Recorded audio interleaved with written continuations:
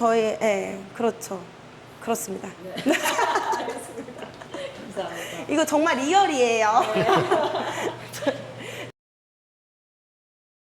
네, 일단은 저희가 지금 그 전에 연구실에 있을 때는 버닝 브라운에서 이제 BB의 첫자를 따서 이제 로고도 만들었었는데 이제 여기 나성동으로 이전하면서 저희 로고가 이제 큰 라지 B에 이제 스몰 B, 그러니까 대문자 B에 소문자 B로 해서 이제 결합됐는데 그 모습이 마음을 그렸어요. 예, 하트 모양으로 네, 그렸고. 그게 하트가 되더라고요. 네, 그리고 이제 그 교묘하게도 이제 36이라는 글자를 같이 이제 결합을 시켰거든요.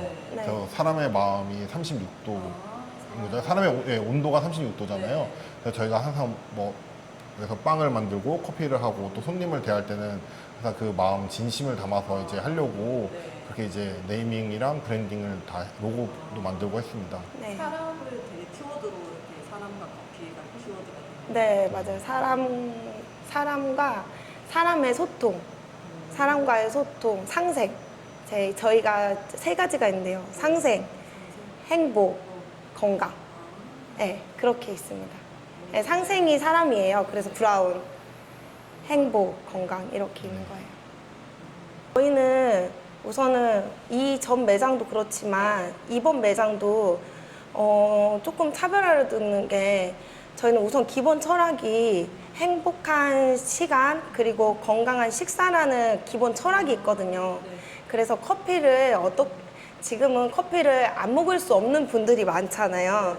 그래서 커피를 오랫동안 건강하게 먹기 위해서는 어떻게 먹어야 되는지 이거를 조금 알고 드셨으면 좋겠어요. 그래야 오랫동안 즐길 수 있잖아요. 그리고 우리가 즐기는 음식은 기호식품이라고 하잖아요. 그러면 기호식품은 좀 먹는 동안 내가 그거에 대해서 조금의 지식이 있어서 즐길 수 있으면 더 좋잖아요. 행복하고 그 타임이 힐링 시간이 됐으면 좋겠다는 게 제 좀 바람이거든요. 그래서 저희는 원두를 대부분 아메리카노는 처음부터 하지 않을 생각이고 이 전 매장에는 원래 머신이 아예 없었고요. 전체 다 핸드 드립으로만 했었고요. 이번 매장도 네. 네.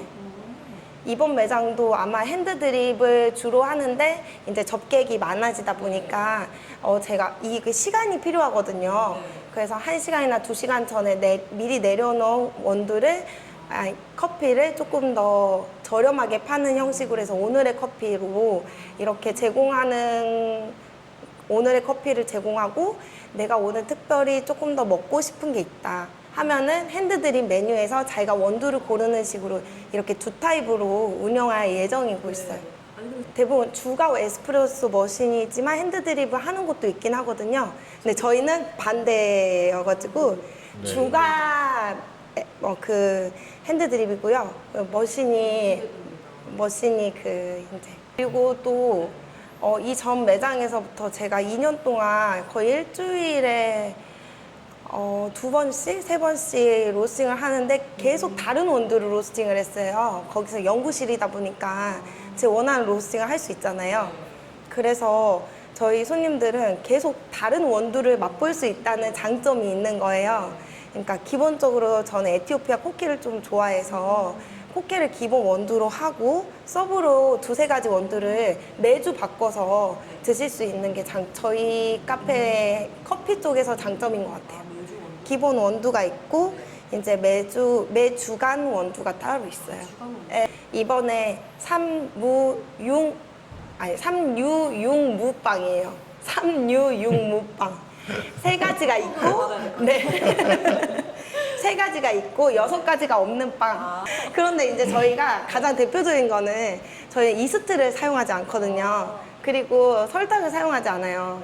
제가 그 설탕하고 이스트를 안 사용하는 것 때문에 이 빵집을 하게 됐는데 우선 이렇게 나오게 됐는데 우선 빵을 엄청 좋아해서 많이 만들어 보다가 애들한테 먹여야 되잖아요. 제가 애가 둘이 있는데 첫째, 둘째한테 이제 빵을 어렸을 때부터 100일 지났을 때부터 저는 먹였거든요. 그러다 보니까 설탕이 안 들어야 되겠고 그리고 이스트도 화학 제품도 안 먹였으면 좋겠고 하니까 그러다 보니까 막 연구하고 개발하다가 그렇게 연구실도 나오게 된 거거든요. 우리 그 주변에 많은 빵집들이 설탕이나 화학 첨가물들을 너무 쉽게 쓰는 것 같아요. 제 생각에는. 그래서 어떻게 하면은 제가 연구할 때는 이렇게 거의 10g씩 줄여서 빵이 만들어지는지 설탕이 들어가면은 그 용도가 있거든요. 빵에서 하는 자기의 역할이 있거든요. 그 역할이 아예 없으면 빵이 안 만들어질 수 있어서 10g씩 줄여가면서 마지막에는 1, 2g씩 줄여가면서 최소한의 설탕으로 빵을 만드는 방법을 연구를 했어요. 지금도 저희 빵이 전체 다 설탕은 안 들어갈 수 없는 빵들이 몇 개 있거든요. 근데 그 빵들은 진짜 최소한으로 제가 연구를 해서 만들었다고 자신하고 있고, 그리고 아예 안 들어간 빵들이 한 70%, 들어간 빵이 한 30% 정도로 구성되어 있어요. 네, 저 연구를 많이 했어요.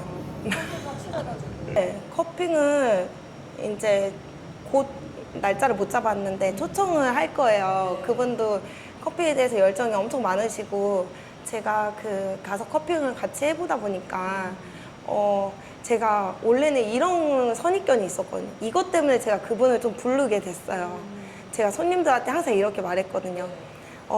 커피 중에서도 발효 과정이 여러 가지가 있거든요. 프로세서가. 근데 이제 뭐 내추럴 커피, 크게 내추럴 커피, 워시드 커피, 최근에 들어서 무산소 발효 커피가 나와요. 이제 기후가 나라별로 많이 달라지다 보니까 같은 퀄리티를 유지하기가 힘들어요. 커피 원두에 대해서. 그러면 이 커피 원두를 계속 구입했던 사람들한테 농부들이 그 퀄리티를 유지시켜주기 위해서 건조 방식을 계속 업그레이드 한 거예요. 그 농장주 입장으로서는. 근데 제가 생각을 했을 때는 선입견이었죠, 저도. 근데 제가 생각했을 때는 이 방식에 뭐 무산소 발효라고 하면은 이제 계속 이산화탄소를 주입을 해서 산소를 빼고 안에다가 만약에 포도향이다 그럼 포도 열매를 진짜 넣어서 같이 발효를 시키면 포도향이 나는 커피가 되고, 이런 방식도 있고 뭐 이스트를 넣을 수도 있고 여러 가지를 넣어서 이제 발효시키는 과정이 무산소 발효 커피거든요. 근데 이제 그런 거는 뭔가 제 생각에는 가향을 했다, 가미를 했다라고 생각을 해서 그게 진짜 커피일까? 라고, 예, 진짜 커피 맛일까? 라는 이런 의문점을 항상 가지고 있었고, 그걸 조금씩 기피했었어요, 제 마음속으로. 그런데 그래서 저희 매장에서는 내추럴이나 워시드, 거의 내추럴을 위주로 많이 선보였었거든요. 근데 이번에 그 커핑 수업을 밤 7시부터 가서 12시까지 했나? 8시부터 가서 12시까지 했나? 이제 그랬는데 거기 선생님이 그것 또한 그 농부들의 소비자를 위한 자기네들의 노력이다. 그리고 요즘 시장은 무산소 발효 커피 시장이 훨씬 더 커지는 것 보니 시장에서도 인정해주는 것 보니까 그거 자체를 받아들여야 된다라고 생각한다. 이게 옳고 그름은 없지만 거기에서 조금 제가 생각했던 선입견이 좀 깨지는 이런 경험을 했었거든요. 그래서 저희 손님들도 이렇게 자유로운 생각을 가지고 계시는, 커피에 대한 자유로운 생각을 가지고 계시는 분과 만나서 소통을 하고 그분의 이야기를 듣고 직접 농장이나 이런 곳을 찾아가신 현장을 보신 분의 스토리를 들으며 더 잘 커피에 대해서 이해할 수 있고 선입견을 갖지 않고 마실 수 있지 않을까라고 생각을 해서 이번에 세미나를 오픈을 할 예정이에요. 곧. 예, 예. 누구든지 오셔서 커피에 대해서 이야기하고 맛보시고 정말 많은 원두 가져오실 거거든요. 그래서 자기가 좋아하는 원두를 또 찾아가는 그런 재미도 느끼셨으면 좋겠어요. 인테리어 저희가 그 목공소 가가지고 아저씨 소개받아가지고 같이 목공도 같이 했고 이제 이 칠은 저희가 직접 다 했어요. 다. 네, 칠이 보통 일이 아니더라고요. 그럼요. 저 옛날에 저희 재료는 대부분 저희가 직접 네. 뭐 저희 무화과도 직접 밭에 가가지고 저희가 확인하고 가지고 와. 예, 예. 영한 무화과 쓰고 있고 단가 높긴 한데 예, 그걸 직접 말려서 쓰고 이제 제철 아닐 때는 말려진 걸 가져다가 쓰고 자부심을 가지고 있고 또 이제 올리브는 이번에 여기를 준비를 하면서 올리브가 유통 과정에서 산패가 많이 된다는 이야기를 많이 들었어요. 그리고 발사믹 또한 뭐 이런 첨가물들이 많이 들어갔다고 들었거든요. 그래서 저희가 조금 더 건강한 곳을 제공하고 건강한 음식을 제공하고자 지금 발사믹이랑 올리브를 백화점에 납품되고 있는 업체에 직접 찾아가서 브리핑도 하고 저희한테 좀 주라고 이야기를 해서 주시기로 했습니다. 뭐 찍어 드실 네, 네, 찍어 드실 수도 있고. 근데 영업을 저희가 우선은 키핑 제도를 하려고 지금 생각은 중인데 아직 바로 도입은 힘들 것 같고 조금 이거는 어떻게 시스템을 운영할지 조금 더 생각을 해봐야 될 것 같아요. 네.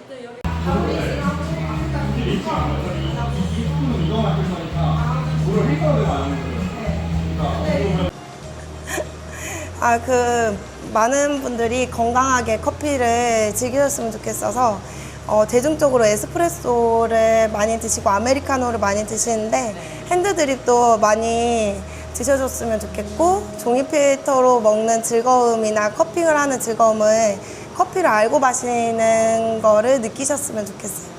네, 그냥 카페인만 드시지 마시고 커피의 맛을 느끼셨으면 좋겠습니다. 취지는 사실 커피가 정말 다양한 산지와 맛을 가지고 있는데 잘 모르시고 드시는 분들 되게 많으시거든요. 그래서 이런 행사를 통해서 커피의 다양한 매력을 좀 알리고 싶어서 진행하고 있습니다. 지금 대략 한 100가지가 넘는 것 같긴 한데요. 그래서 앞으로 더 살 예정이고 그래서 오시면은 정말 좀 배 터질 때까지 커피를 드리는 목표입니다. 그래서 일단 1부, 2부로 나눠서 진행하는데요. 1부는 커핑이라고 해서 이제 커피 하시는 분들이 주로 하는 시음 형태라고 알고 계시면 좋은데 그래서 커핑이라는 형식으로 1부 진행하고 2부는 이제 평소에 드시는 것처럼 제가 핸드드립 커피로 여러 잔 내려드리고 있습니다. 감사합니다. 제가 지금부터 이제 물을 붓고 넘어갈 건데 제가 붓는 거 그대로 바로 맡으시면 돼요. 또 이제 지금부터는 제가 볼 때 들면 위험하시고 좀 불편하시더라도 몸을 숙여서 맡을게요. 맡으면 돼요? 네. 밸런스가 좋아서 그런 거예요? 아니면 뭐 여운이 길어서 그런 건지 아니면 주로 어떤 유행들이 다 있는데 커피 나중에 커피 평가 커피 봄이라는 걸 보면은 항목이 7개가 있어요. 프로그램에서 향을 맞아요. 본인이 어떻게 맛을 좋아하는지 알고 취향을 알면은 그냥 다 그러려니 하면 돼요. 맛도 틀릴 거 없어요 이게. 그러니까 아까 말씀드린 것처럼 뭐 예를 들어서 저희가 제가 설명을 좀 편하게 하면 어떻게 되냐면은 저는 한식을 좋아하고 선생님은 중식을 좋아하고 선생님 일식을 좋아해요. 만약에 예를 들어서. 근데 그러면 어느 요리가 제일 뛰어난 요리예요? 그런 게 없단 말이죠. 취향인 거죠. 커피도 마찬가지고. 네. 버닝 브라운 많이 사랑해주세요.